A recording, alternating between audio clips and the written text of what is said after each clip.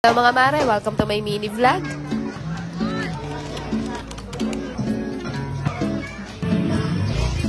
Eto nga yung araw nung umalis kaming mag-anak para sa aming family out. Mag-alas 2 pa nga lang ng madaling araw niyan pero nagising na rin ako kagad. Di pa kasi ako nakapag-impake kagabi dahil napagod na nga ako sa kakalinis ng bahay. Diba nga kasi nung huli kong vlog umabot pa ng parte yung aking kakalinis serye. Kaya yan at hindi nakapag-impake kaya for the aligaga tayo ngayon. Pagpasensyahan nyo na nga pala yung boses ko ngayon dahil medyo sinisipon ako at medyo nananakit din yung lalamunan ko. So ayun nga mga mare at medyo malapit na rin ako matapos ng pag-i-impake. Nagsama-sama ko lang pala sa isang maleta yung lahat ng mga damit namin. Tapos meron ako mga organizer para sa mga abubot para hindi siya mahalo sa mga damit. Sama-sama itong mga charger saka itong mga pang-personal hygiene. Dito sa isang maleta lahat ng mga damit namin. Dito naman sa isang organizer sama-sama lahat ng mga gamit ng batang mali. Nakahiwalay din yung mga gatas, bote at plato niya saka itong mga laptop namin. Tapos dito naman sa isang bag yung mga kakailanganin namin gamit sa biyahe para madali lang kuhanin. Dala din ako ng plastic labo dahil nagsusuka kaming mag-iina sa biyahe. Sabi ng asawa ko para daw akong magsisimba dito sa suot. Sabi ko naman may nagsisimba ba ng ganyan? Palabas-labas yung balika.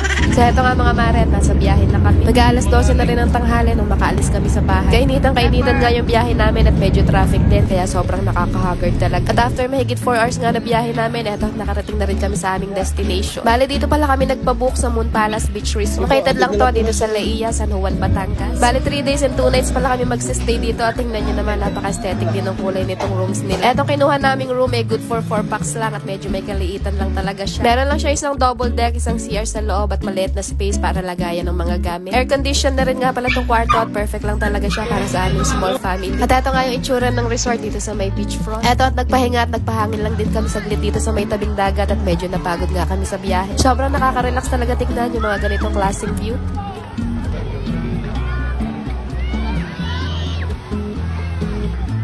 Medyo nagugutom na nga kami ng mga oras na yan kaya eto at bumili lang kami ng chicharon dun sa naglalako. Tapos para naman sa hapunan namin nag-order na kami ng pagkain at pinadeliver na lang namin dito sa room. Hindi na nga lang at meron mga nabibilihan ng pagkain dito sa may tapat lang ng resort. Tara mga mare, kain pala tayo. Eto naman pala yung view dito kapag ganitong gabi na. Pagpatak ng 10 PM bawal na ditong mag-ingay kaya ayan nga at napakatahimik na ng paligid. Ayan at tamang siyat puno lang dito yung asawa ko at tamang chika lang din dito sa may katapat namin na room. Sabi nga yung asawa ko talagang pinilit niya si kuya na mag-follow daw sa akin. At kinabukasan naman nga mga mare, eto at maaga kami nagising mag-asawa. Wala dito sa room namin, tanaw na tanaw lang namin yung dagat. Eto at nagkape lang din kami at pagkatapos lumabas na rin kami para maghanap ng makakain namin. Buti na nga lang at meron din pala silang talipapa dito malapit lang sa resort kaya eto nga dito na lang din kami namili. Napaka-friendly at napaka-masayahin ng mga tao dito dahil nung nakita nga nila ako na nag-video sila na mismo yung naghahay. Kaya shoutout po sa inyo mga kuya. Bumili lang pala ako dito ng mga isda, konting hipon at mga gulay at iihawin na nga lang namin to lahat. Bumili na rin ako ng uling at eto nga 50 pesos na lang yung natira sa 1,000 ko. Asya paano mga mare, yun lang muna ulit for today at abangan nyo na lang yung part 2.